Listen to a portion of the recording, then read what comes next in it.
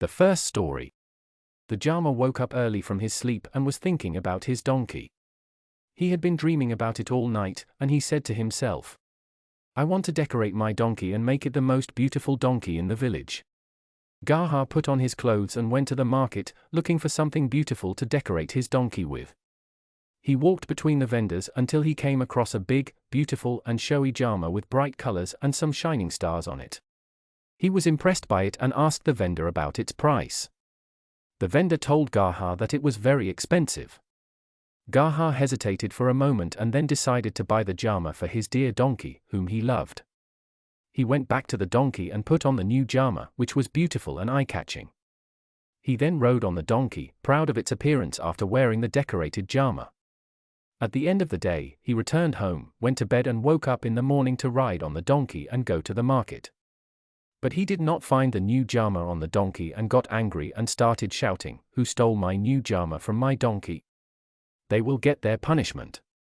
He searched here and there.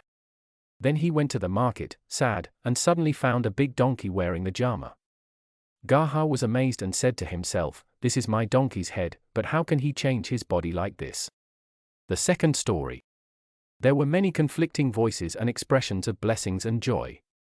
Goha asked his wife, What's happening with the neighbors and what's all the noise about?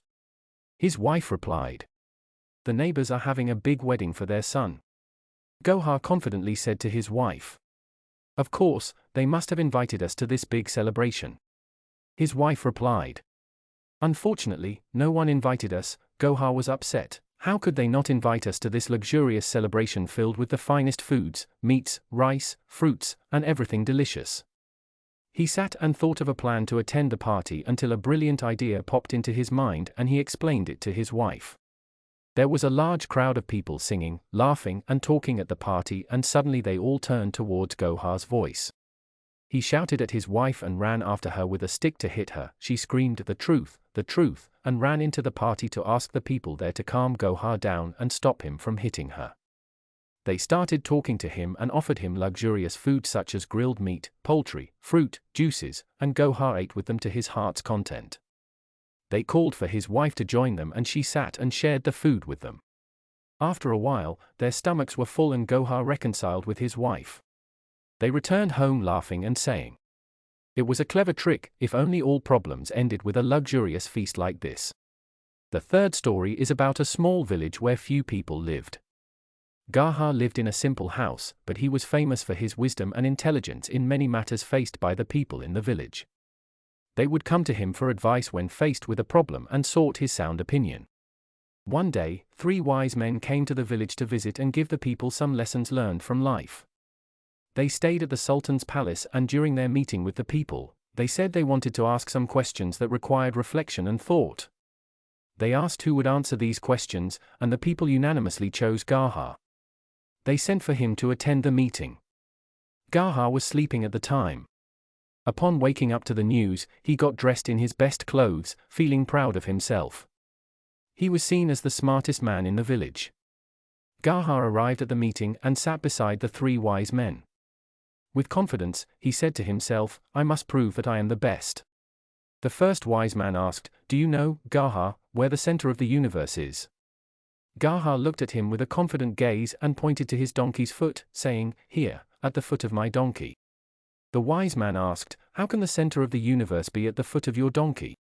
The first wise man said, If you don't believe me, dig a hole by the donkey's foot and go to the center of the universe. People will look at Juha with a pleased gaze and believe his words. Then the second wise man came forward and pointed to Juha and asked, Can you tell me how many stars are in the sky? Juha was silent for a moment, then said, Yes, when you count the number of hairs on the donkey's body, it will be the same as the number of stars in the sky. The wise man was impressed by Juha's response and asked him, How can I count the hairs on the donkey? Juha smiled confidently and said, How can I count the stars in the sky? The people laughed and were amazed at Juha and his answer to the wise man. The third wise man then stepped forward to ask Juha a question. He asked, How can you tell me the number of hairs on my head? Juha wrinkled his brow for a moment, then replied to the wise man, "When you count the hairs on the donkey's tail, take 1 hair from your head and 1 hair from the tail, and continue until you reach the end of the hairs." And so Juha triumphed over the 3 wise men with his wisdom and intelligence, and the art of his response to them. People began to use these ideas and discuss them among themselves until they became as wise as Juha. In the end, I hope these stories have pleased you and that you have benefited from them and from Juha's attitudes.